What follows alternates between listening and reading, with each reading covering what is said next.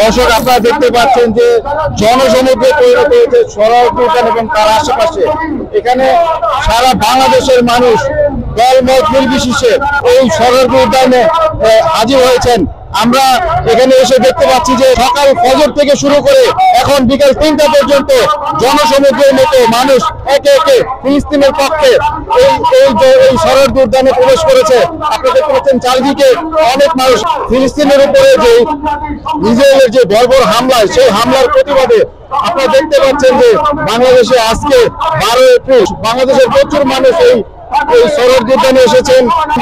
আমরা চেষ্টা করব জনগণের কাছ থেকে জনমত নেওয়ার জন্য তারা ফিলিস্তিনের উদ্দেশ্যে কি বলতে চায় এবং কি অনুভব করে ফিলিস্তিনিদের দুর্দশায় এবং তাদের উপরে যে বর্বর হামলা, রক্তাক্ত হামলা, বোমা হামলার প্রতিবাদে এই জনগণের কাছে আমরা তৌহিদি জনতার কাছে আমরা জানতে চাইবো যে তারা কি বক্তব্য বহির্বিশ্বের কাছে রাখতে চায়। গাজাবাসীর প্রতি আপনার কি বক্তব্য থাকবে? গাজাবাসীর পক্ষে আছি এবং আমরা চাই গাজা থেকে যে বর্বর হামলা হচ্ছে সেটা বন্ধ করা হোক, সেখান থেকে ইহুদিদেরকে ইয়ে করা হোক, উচ্ছেদ করা, সেখান থেকে ইহুদিদেরকে তাড়ানো হোক। আমরা এটা চাচ্ছি। ধন্যবাদ। ফিলিস্তিনে বর্তমানে যে বর্বর হামলা চলতেছে তারই ধারাবাহিকতায় আজকে আমরা মুসলিম কান্ট্রি হিসাবে বাংলাদেশে আমরা আজকে মার্চ ফর গাজা শিরোনামে আমরা সর্বদলীয় উলামায়ে কেরাম, রাজনৈতিক ব্যক্তিত্ব এক প্ল্যাটফর্মে আমরা এসেছি। আমরা এখান থেকে একটি বার্তা দিতে চাই, সেটা হচ্ছে ইসরায়েল হচ্ছে একটা সন্ত্রাসী রাষ্ট্র, আমেরিকা হচ্ছে একটা সন্ত্রাসী রাষ্ট্র।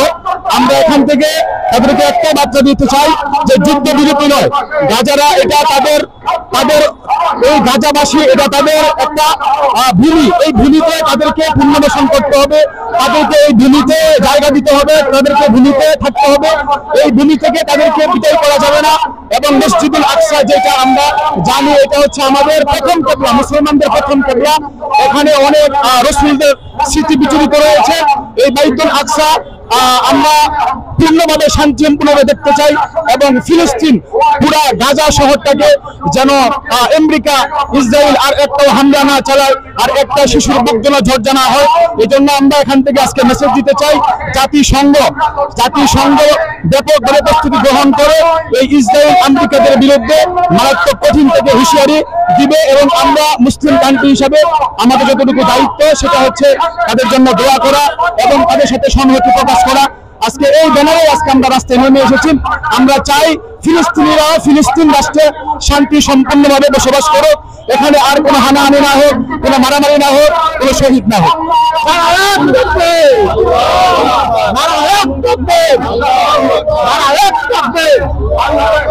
এই প্রতিবাদ সমাবেশে উনি একজন ব্যবসায়ী বাহাদুর, আমি একজন শিক্ষক। বিশ্বের এরকম ন্যাক্কারজনক একটা ঘটনা আমাদের বিশ্বের মধ্যে ঘটলো। মানব বিবর্জিত এমন ঘটনা পৃথিবীর ইতিহাসে নাই। রাষ্ট্রীয় বিভিন্ন দ্বন্দ্ব সংঘাত থাকতে পারে, মানুষের বিভিন্ন স্বার্থকতা থাকতে পারে কূটনৈতিক সেক্টরে, তাই বলে একটা দেশকে এভাবে ধ্বংস করে দিবে, এটা কেমন কথা? পৃথিবীর ইতিহাসে এমন বিবর্জিত ঘটনা প্রথম বিশ্বযুদ্ধ আর দ্বিতীয় বিশ্বযুদ্ধ ছাড়া আমরা দেখিনি। কিন্তু তৃতীয় বিশ্বযুদ্ধ হয় নাই, তৃতীয় বিশ্বযুদ্ধ চলছে। এদেশের আপামর জনগণ, মুসলিম, হিন্দু সবাই মানুষ, কিন্তু ইহুদিরা কিভাবে পারে একটা মুসলিম জাতিকে এভাবে ধ্বংস করে দিতে? আমি মনে করি পৃথিবীর প্রত্যেকটা মুসলিম জাতিকে একত্রিত হতে হবে। এই পৃথিবীটা সাম্রাজ্যবাদের হাতে বন্দী আছে, দিন যত যাবে ততই মুসলিমরা অপদস্থ হবে, ধ্বংসলীলায় পরিণত হবে। যদি উত্তরোত্তর ভবিষ্যতের এই ধরনের নৃশংস ঘটনা থেকে ধ্বংসলীলায় পরিণত হতে না চায়, তাহলে সমস্ত মুসলিম জাতিকে একাগ্র এবং সমষ্টিগত একটা সংগঠনের মাধ্যমে একটা প্রতিবাদমূলক অঙ্গ সংস্থান গড়ে তুলতে হবে। তাহলে বিশ্বের প্রতিটা ন্যাক্কারজনক ঘটনার ক্ষেত্রে একটা মুসলিম রাষ্ট্র, একটা মুসলিম আজকের এই মুসলিম জাতি সংখ্যাগরিষ্ঠতা লাভ করবে এবং সমর্থন লাভ করবে। ধন্যবাদ। যে ঐতিহাসিক সরাইল উদ্যানে মার্চ ফর গাজা শিরোনামে ঐতিহাসিক যেই আন্দোলন এবং সংগ্রাম হতে যাচ্ছে, আমি মনে করি ইসরায়েলি বিরুদ্ধে এবং ফিলিস্তিনের পক্ষে মুসলমানদের পক্ষ থেকে বাংলাদেশের ইতিহাসে সর্ববৃহৎ আন্দোলন এবং প্রতিবাদ। প্রিয় দর্শক, আমরা চাইব বাংলার প্রতিটি কোনায় কোনায়, বাংলাদেশের প্রতিটি মানুষের, প্রতিটি মুমিনের অন্তরে অন্তরে ফিলিস্তিনের ভালোবাসা জেগে উঠুক। ইসরায়েলি সকল পণ্য এবং তাদের সকল কার্যক্রম বন্ধের ব্যাপারে বাংলাদেশের সকল নাগরিক গর্জে উঠুক, জাগ্রত হোক এবং সর্বোপরি আমরা যারা মুসলমানদের পক্ষে, ইসরায়েলের বিপক্ষে আজীবন আমরা লড়ে যেতে পারি। সারা বিশ্বের মুসলিম রাষ্ট্রগুলোর, মুসলিম রাষ্ট্রের সেনা প্রধানদের প্রতি, মুসলিম রাষ্ট্রের রাষ্ট্রপ্রধানদের প্রতি আমাদের আহ্বান থাকবে, আসুন আমরা ইসরায়েলিদের বিরুদ্ধে দাঁড়াই এবং ফিলিস্তিনিদের পাশে দাঁড়াই। ইসরায়েল নির্বাচক, ফিলিস্তিন জিন্দাবাদ। ধন্যবাদ। আসসালামু আলাইকুম।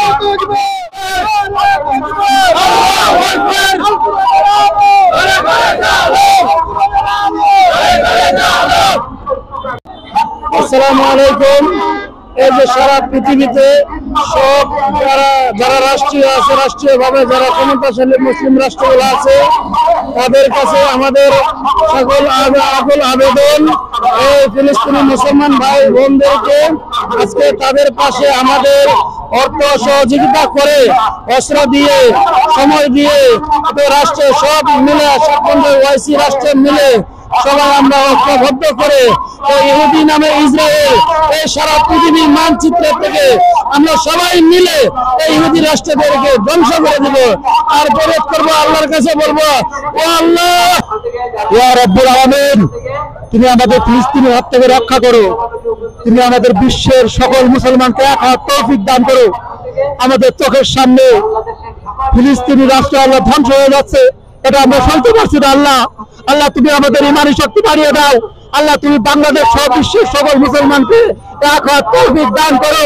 তুমি ইহুদিকে ধ্বংস করে দাও, ইহুদিদের হাত থেকে সকল মুসলমানদের তুমি রক্ষা করো। আল্লাহ, নারায়ে তাকবীর, নারায়ে তাকবীর। আমাদের যে মুসলিম ভাইরা প্রচুর পরিমাণে অত্যাচারিত হচ্ছে, এটা আমরা মুসলিম হিসাবে, আমাদের একই রক্ত হিসাবে আমরা এটা মেনে নিতে পারছি না।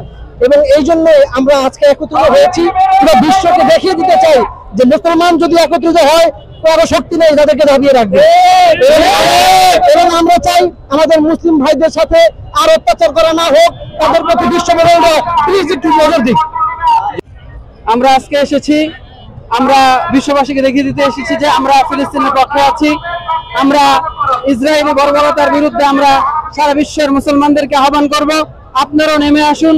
বাংলাদেশের মুসলমানদের মতো আপনারা ইসরায়েলি বর্বরতার বিরুদ্ধে এবং ফিলিস্তিনি মুসলমানদের পক্ষে, গাজাবি মুসলমানদের পক্ষে আপনারাও কথা বলুন। এবং বিশ্বের প্রত্যেকটা ইসলামী রাষ্ট্রপ্রধানকে বলবো, আপনারা আপনাদের জায়গা থেকে ইসলামী যে মূল্যবোধ আছে আমাদের ফিলিস্তিন ভাইদের প্রতি, আপনারা সেই মূল্যবোধ আপনারা রক্ষা করে আপনারা নিজেদের সামর্থ্য অনুযায়ী এগিয়ে আসবেন এবং ইসরায়েলি বর্বরতার বিরুদ্ধে আপনারা বিশ্ব মঞ্চে আপনারা উচ্চস্বরে কথা বলবেন। এটা আমাদের আবেদন দেবে। আমরা সারা বাংলাদেশের আপামর জনগণের মতামত আমরা নিলাম। ফিলিস্তিনের উপরে যে বর্বর হামলা ইসরায়েল চালাচ্ছে এবং হাজার হাজার যুদ্ধপায়ী শিশু থেকে শুরু করে আবাল বৃদ্ধ বনিতার উপরে যেভাবে আক্রমণ করছে, এই বিষয়ে সারা বিশ্ববাসীকে জাগ্রত করার আহ্বান জানিয়েছেন বাংলার আপামর জনতা। জনতার জাগরণ, মোহাম্মদ মাজহারুল ইসলাম। ধন্যবাদ।